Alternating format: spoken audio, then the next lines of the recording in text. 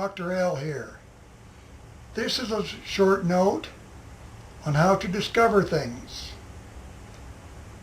Over my life, I've been blessed with making many original discoveries in electronics and communications when I was at Bell Laboratories. I do have 6 patents from that work. And in the markets, I've developed my own field of market astrophysics and energy field trading and a chaos model of markets, and that's required a lot of discoveries. Many people think that I'm particularly gifted at making discoveries. I'm not. I've been blessed because I learned when I was at Bell Laboratories how discoveries are made. And it is a very simple, systematic process. First of all, the first thing you need to do is to observe. Observe the world around you. Make note of everything, even if you don't think it's relevant. Observe things in nature and observe things around you. Observe people. Don't worry about whether you like them or not. Just observe how they behave and observe how they interact. Now, what happens when you observe is that your brain stores observations into little electromagnetic structures. These are stored in the electromagnetic field that surrounds you. That is your essential essence. It's this electric field and all that's stored in it that makes you, you. These little electromagnetic observations, I call them thought spheres. At any rate, a thought is stored, an observation might be an experience, but they're all stored the same way. And your brain will store them as they come in. They come in completely unsorted, disorganized, and they just keep on coming. One of the key things you must do to discover things is not to block them up front. Let them come in. Just relax, sit back, and observe. Don't judge.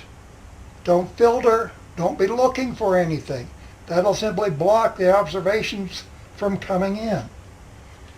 So then as you build up observations, your brain will start to build associations.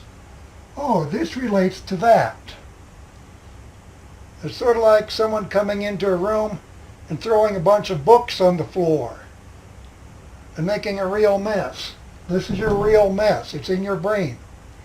Your brain has a little guy that runs around trying to pick up this mess. That little munchkin will look at the title of the book and maybe, oh, that's fiction. Oh, this is science. Oh, that's mystery. And we'll start building associations. So here, as observations come in, your brain will build up associations. Now, your brain has billions of the little cells, and it can build very complex networks of these associations. Now, when you are working on a particular problem, you have to keep working on it. It's called being in the neighborhood. Keep reading about it. Think about it. But if you're trying to solve a problem, a good technique is write down or think about everything you know about the problem and then go to bed. It's called priming the pump. Overnight, your subconscious, the little munchkin who sorts things out, will go around making some new relationships. So overnight it might find that these two are related.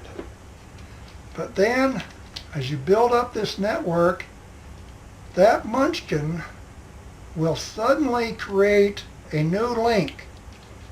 And that link I call the Diane link, and I'll explain why in a moment. But suddenly, this Diane link will form between two formally disassociated networks. Put a D on that for Diane. And suddenly, that type of relationship between the red and the green might also link the red to the blue. And we'll link this red node down to that blue node. And suddenly, what you have here is a whole new concept. This larger network of relationships happens in a flash, and that's called the eureka moment. I call it the Diane link in honor of a woman who sat next to me on the airplane coming back from New Jersey years ago when I worked for Bell Labs. And I told her I worked for Bell Labs, and she started asking me questions about what it was like and all that. Back then there were no cell phones. You actually talked to people on airplanes instead of rudely sitting there scanning your cell phone. At any rate, Diane was very gracious. She said, well, you people have discovered all of our modern technology. And that was true. Invented the transistor, radio, microwaves, actually up to and including cell phones, digital communications, analog communications, fiber optics, you name it. Most of it was created at Bell Labs. But at any rate, as Diane started to ask me